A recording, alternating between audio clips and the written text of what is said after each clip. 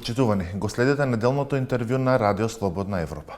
Гостин е председателот на Судскиот совет Александар Камбовски.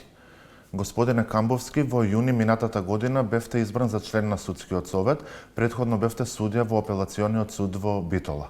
На почетокот на јануари едногласно бевте избран за нов председател на Судскиот совет. Како успеавте за неколку месеци да ја стекнете довербата од колегите во советот? Па поминав без малку 6 месеци тука во Советот. Мислам дека добар дел од нив од претходно ме познаваа. Значи доаѓам од судството, ме познаваа како судија, познаваа мојата работа и во тие нешто помалку од 6 месеци се запознавме, да речеме, и лично како луѓе, какви карактери сме. И мислам дека увидоа колегите дека можам да извршам оваа функција и можам да ги сплотам сите заеднички, да ги водиме тие мисии и цели кои што си ги имаме зацртано за Судскиот совет. Судскиот совет изминатиот период постојано беше мета на критики. Судството се соочува со мала доверба во јавноста. Дали и самите суди му веруваат на Судскиот совет? Мене тоа ми е една од најголемите, да речам, желби или цели кои што сакам да ги остварам, судиите да го чувствуваат Судскиот совет како свој. Ова е нивна куќа. Судиите тука имаат мнозинство во советот. Сакам да чувствуваат дека сме ние нивни заштитници првенствено. Ја гарантираме нивната независност, нивниот интегритет, а не само да гледаат на Судскиот совет како на некое тело кое што служи за нивно казнување или пак разрешување, или на било кој друг начин да служиме за заплашување на судиите. Јас сакам да го постигнам токму обратното. Во нас да чувствуваат една заштита и тоа мислам дека ќе придонесе тие уште подобро да извршуваат својата работа, да добијат уште поголема самодовера во тоа што го работат и, што е најважно, уште поголема сигурност дека нема никој притисок или влијание над нив да може да изврши било каква промена во нивните одлуки, а без тие да знаат дека цело време има едно тело кое што ги штити. Без разлика дали станува збор за политички влијанија, за бизнис влијанија, дали представува влијание од некој понизок ранг, од било тие две или од повисок ранг, Судскиот совет ќе биде секогаш тука да ги заштити. Како вие ја оценувате работата на Судскиот совет во изминативе неколку години? Видете, факт е дека имаше проблеми во Судскиот совет, тоа можеше да го види целата јавност. Но сепак мислам дека работите полека се средуваат, работите добиваат некој нормален тек, како што треба да функционира Судскиот совет. Знаете дека добар дел од членовите се променија, дојдовме нови членови во Судскиот совет, почнувајќи од јуни минатата година па до сега имаме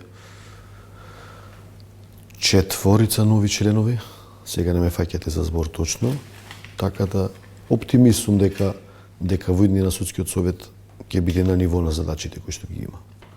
Последните најави во однос на Судскиот совет се дека е можно да се разрешат членовите кои беа избрани од собранието поради негативниот извештај.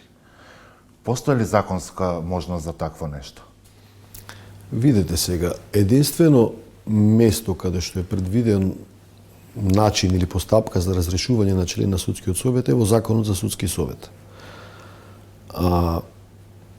Во друго место јас не сум сретнал по законите дека постои таква можност да бидат разрешени во некоја друга постапка. Значи разрешувањето се одвива тука во Судскиот совет. Убаво е сите власти кои што се во оваа држава да соработуваат помеѓу себе, да се критикуваат кога тоа е потребно, заради тоа што критиката секогаш вродува со позитивни работи, да се коригираме, дали ние, дали законодавната, дали извршната власт. Не го сваќаме тоа како притисок, ниту го чувствуваме како притисок. Секој има право да критикува, се разбира доколку таа критика е со позитивна намера или со намера да се подобрат работите. И секогаш ги прифаќаме таквите критики, се трудиме да се поправиме, да речем, во некои работи кои што во минатото не биле добри, да се извршуваат на подобар начин. Споменавте дека не ги гледате како притисок критиките.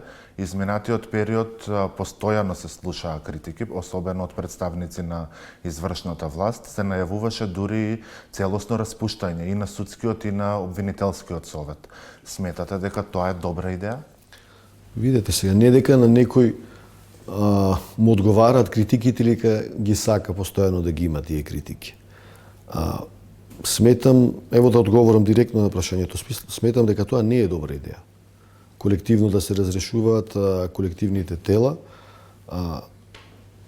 Јас сум бил секогаш заложник сум се залагал за индивидуална одговорност.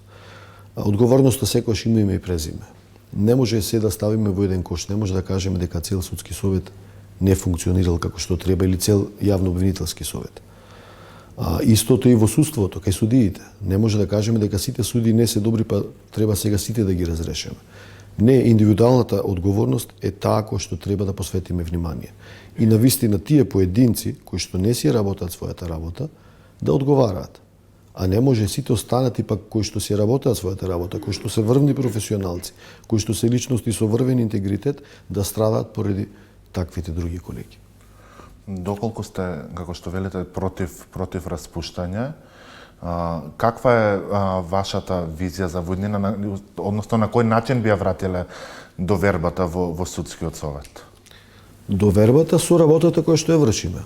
Првично, целта мене ми е да ја вратам довербата на судиите во судскиот совет. Знаете дека прво ние имаме многу ниска доверба кај самите судии. Тоа мене ми е примарна цел да успеам да го зближам судскиот совет до судиите.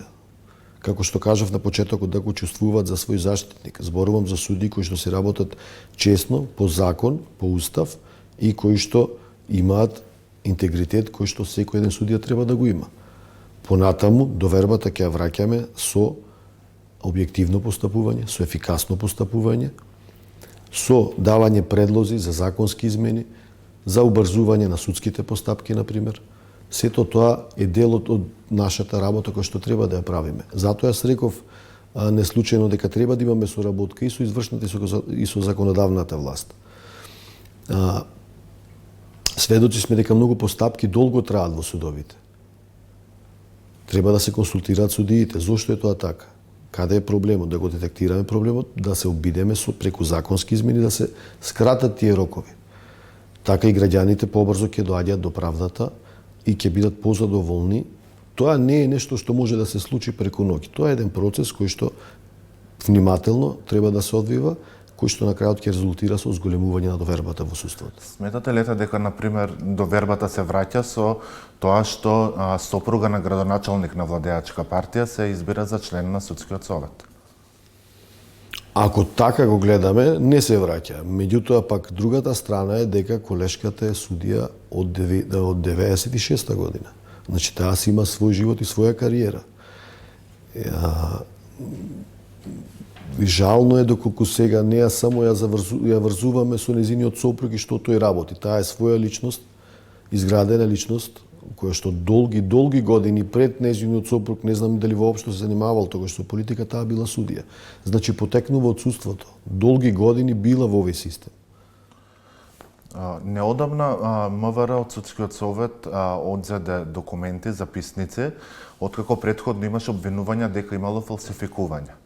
Имате ли информација до каде е таа постапка? Немам информација. Ние сме отворени за било која институција, за било какви проверки што сака да ги направи, затоа што сметам дека се регуларно сработено, колку што е моето знаење на состојбите на работите. Јас сум сепак краток период на челната позиција. Точно знам дека беа земени некои документи, меѓутоа до каде е таа постапка, што се утврдило, навистина не можам да ви одговорам. Дали беа одземени документи и во врска со постапките кои што се водеа за судијата Енвер Беџети? Не би знал тоа, не би сакал да шпекулирам. Како што ви кажав, не бев јас тогаш на ова место и не знам точно кои документи и што било земено од судскиот совет. Судијата Енвер Беџети е на црната листа на САД. Паралелно тој и работи како судија, се уште е активен судија. Како гледате вие на една ваква ситуација? Судија што е на црна листа на САД да дели правда? Видете, не е пријатно во секој случај. Не е пријатно во секој случај. Судскиот совет прави се што е во рамките на неговите можности.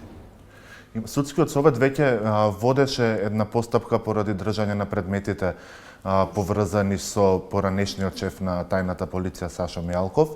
Постапката заврши со 20% казнување на плата.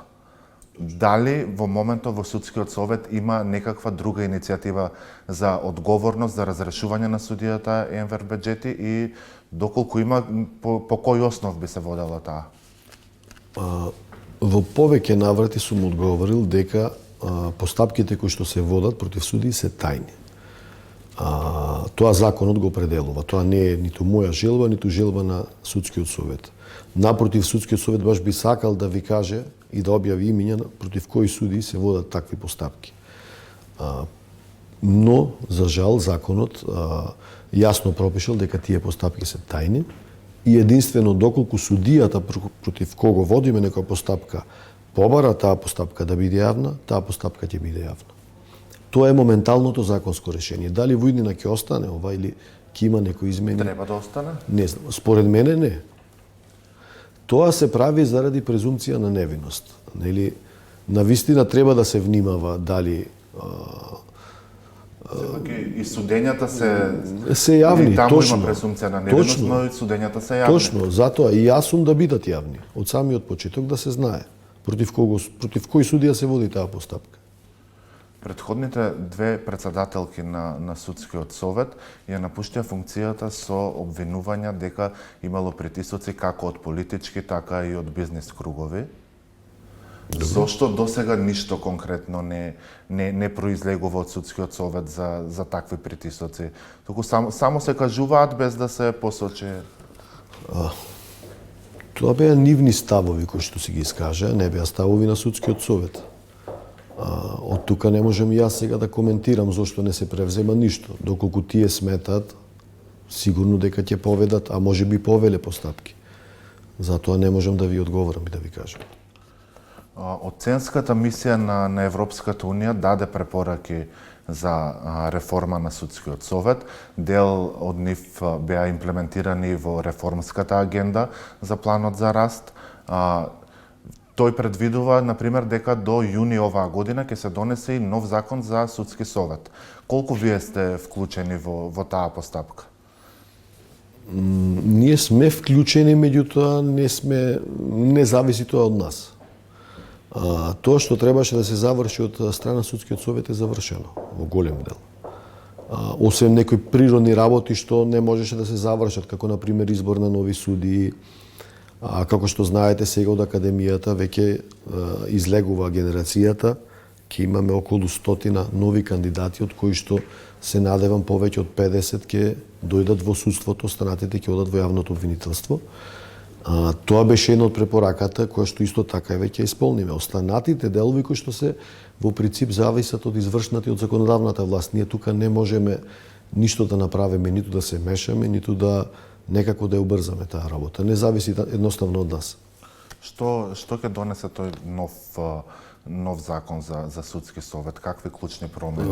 Не сум го видел јас искрено и не би можел да коментирам. Единствено кое што имам сознание е дека ќе се заострат критериумите за оние членови на Судски совет кои што доаѓаат од собранието и по предлог на председателот. И сметам дека тоа е добра работа, бидејќи знаете ние во минатото постојано имаме проблем со тоа што е тоа истакнат правник. Се надевам дека сега ќе се успее колку толку да се додефинира и доразјасни тој поим што би значило тоа истакнат правник. Господине Камбовски, ви благодарам за разговорот. Ви благодарам јас вас. Почитувани, го следевте неделното интервју на Радио Слободна Европа. До гледање.